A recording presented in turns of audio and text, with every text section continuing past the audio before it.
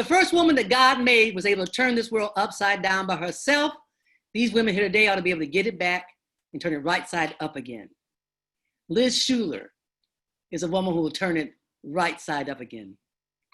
Liz is the first woman that God made today as Secretary Treasurer of the AFL-CIO, the second highest position in the labor movement. She was born into a union family, International Brotherhood of Electrical Workers, IBEW, and she is the first woman elected as a Federation's Secretary Treasurer, holding office since 2009. Please welcome our sister, our friend, Liz Shuler. Snap, a sister not afraid of power. Welcome, Liz. Snap, I love it. And thank you so much. Good evening, everyone.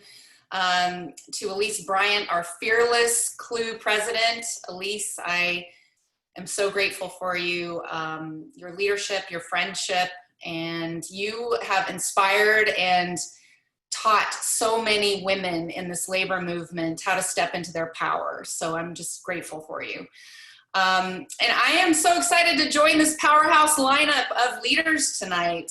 Too many to mention. I'm so impressed by the roster tonight, including my Shiro Mayor Muriel Bowser, and so many others. And of course, Lynn Marie Smith and the DC Labor Chorus. We're looking forward to hearing them later.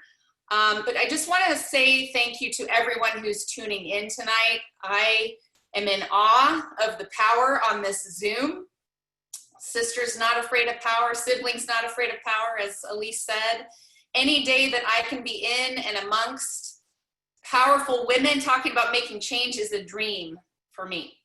I think about what it must have been like for in 1920 on Election Day, when millions of American women voted for the very first time. Think about it, what that must have been like. The power, the promise, the hope that they must have felt.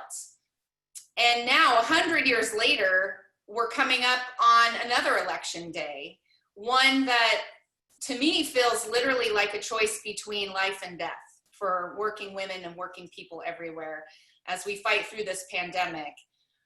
And the best way to commemorate the 100th anniversary of the 19th Amendment is to make sure women vote this fall and vote in numbers so large that we are the ones who decide this election. But we know the right to vote itself has never guaranteed equality in America. Far from it, actually. That was clear during the women's suffrage movement, and in 1920, as huge numbers of white women cast their ballots, Black women were cast away from polling places. The 19th Amendment didn't stop Jim Crow laws from silencing and suppressing the voices of Black women. And today, we still have voter ID laws that are designed to keep people of color from going to the polls. Look what happened in the Georgia primary in June. People were waiting for hours, and overwhelmingly people of color, enduring heat, rain, and coronavirus risk just to vote. Tell me how a single mother is expected to manage that, right? Tell me how a frontline worker is able to fit a 5-hour wait into their day to vote. So clearly voting has not guaranteed equality, and definitely not guaranteed equality for working women. If you think about the economic fallout from COVID-19, it has shown us, right, that this economic crisis, I think, is being called a she-cession. Why is that? Because women are losing our jobs at much higher rates than men in every single sector. And African American and Latinas are bearing the brunt of the she-cession far more than white women. And for as long as women have been fighting for equity, the truth is that progress has been prioritized for white women. And while women overall in the US still make around 80 cents to the male dollar, for Black women, it's 62 cents. We know for Native American women, 57 cents. For Latina women, 54 cents. So voting itself does not guarantee equality. But as Congressman John Lewis said, and we'll probably be quoting him a lot tonight, voting is the most powerful nonviolent tool we have in a democracy. Now, we lost John Lewis last month. We must carry on his legacy by electing people who will continue his work to build an America where everyone is truly free. And we can elect people who will rewrite the rules of the economy that have been rigged against us for far too long.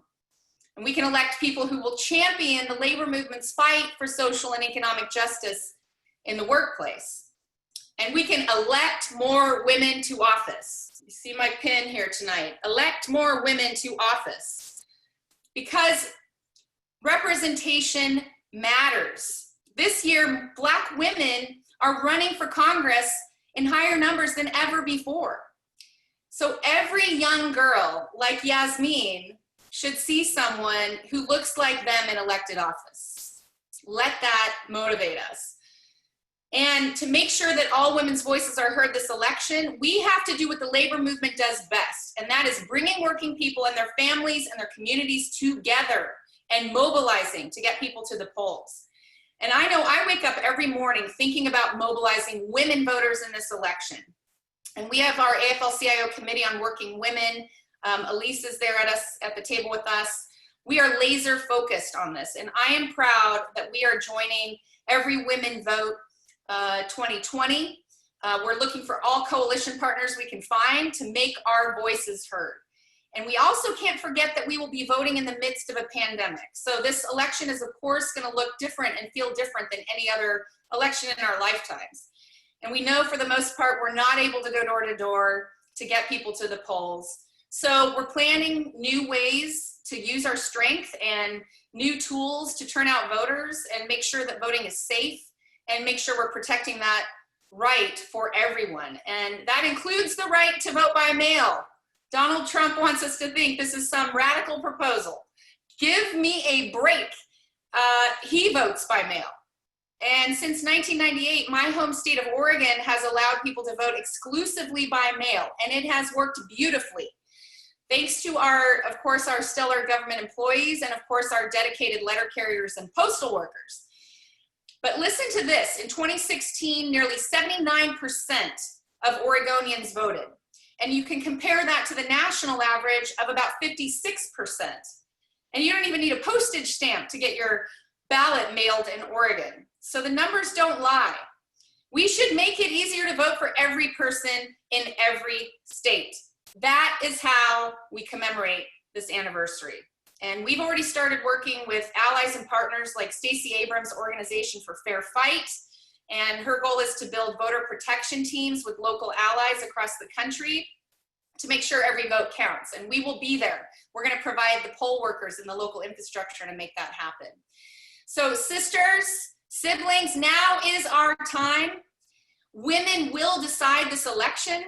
And let's honor the women whose shoulders we have stood on, just as Elise said at the top. Ida B. Wells, Carrie Chapman Catt, Alice Paul, Sojourner Truth, Dr. Mabel Ping-Hua Lee, on, and move that women's vote to new heights, especially in the key states where the margins are going to be razor thin.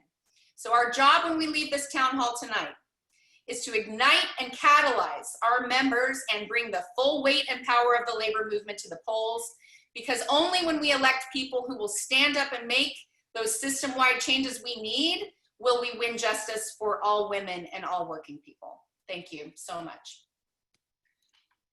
Thank you, Liz. Thank you very much. All right, sister, I'm fired up. I'm ready to go. And where you go, I will follow. Thank you. Likewise.